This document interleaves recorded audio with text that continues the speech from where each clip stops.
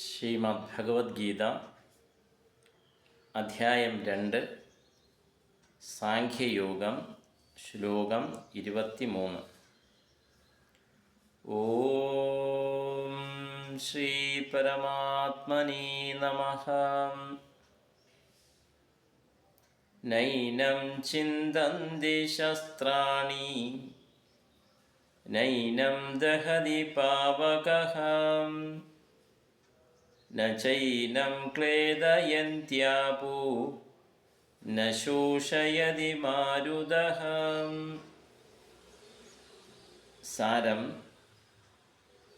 ഈ ആത്മാവിനെ ആയുധങ്ങൾ ഛേദിക്കുന്നില്ല, അഗ്നി ഇതിനെ ദഹിപ്പിക്കുന്നില്ല, ജലം ഇതിനെ കുതിർക്കില്ല, വായു ഇതിനെ ശോഷിപ്പിക്കുകയുമില്ല.